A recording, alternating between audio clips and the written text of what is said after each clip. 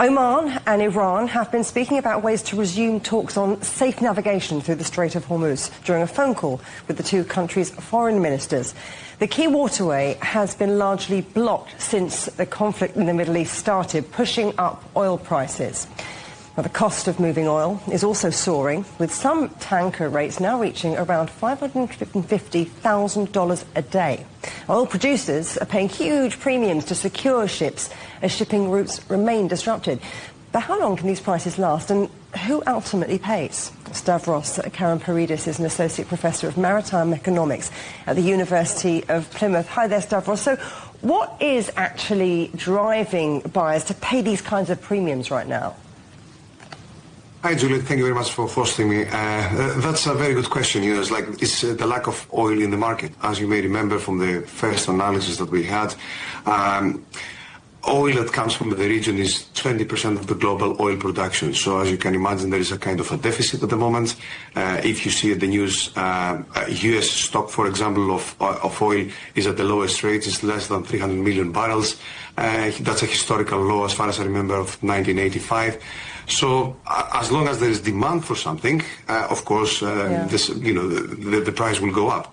So it's a matter of the equilibrium of demand and supply. Very simple for an economist to explain that. The UAE state oil company, ADNOC, chose to buy its own fleet outright rather than charter. What do you think about that? Is owning your own ships becoming the only way that you can guarantee your oil gets to market?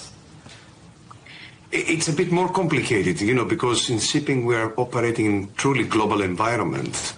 Even if, for example, the ship owner wants to pass from a risky area, right, as at the moment the Strait of Hormuz, then of course it's the crew that has to confess, because you see what is happening around there. Unfortunately, a lot of sailors have been killed since the war in Iran has started, and that's a very sad situation because there's a lot of seafarers in the region that are facing that kind of atrocious events. And of course it's the crew that has to be willing to pass from that. But even if the crew wants to pass through that region, then it's also the insurance company that has to give the green light. So it's a bit more complicated. Of course, if the vessel is owned from a state company, makes the situation a bit more secure.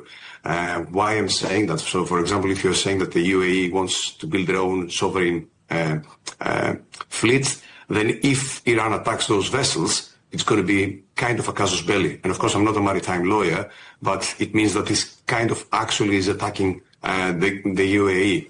And of course, that's going to be a very tricky situation that, you know, it has to be resolved between the two nations. It seems at the moment that that could be kind of a solution going forward. But history has proven that if a company is owning some vessels, doesn't mean that they can manage it better. And that's why, of course, a lot of shipping companies has evolved. And of course, we have to be clear about what we're talking, if it's a state company or it's a private company who owns those assets. Now, two of the world's most important shipping choke points, the Strait of Hormuz and the Panama Canal, are under pressure at the same time.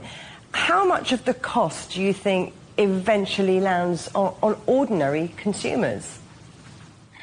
Based on some calculations that we have done with my team a few years ago, because you may recall that back in 2023 we had the same situation again. El Nino was pushing the Panama Canal.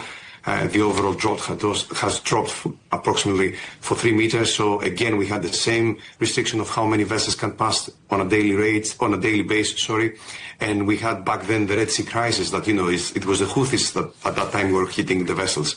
So that's why a lot of vessels were doing the D route, and they were going to a longer distance. It was 35% longer from Asia to Europe and also America, because a lot of the American markets as well, especially the East Coast, was served through the vessels were passing through the Cape of Good Hope. So all those costs, and we calculate that cost was approximately 20 to 30% higher, because it was 20 to 30% higher the overall distance that the vessels had to cover. So those costs, of course, end up to the final consumer, because when the freight rates goes up, the final consumer has to pay for them. Stavros Karamperidis, thank you very much.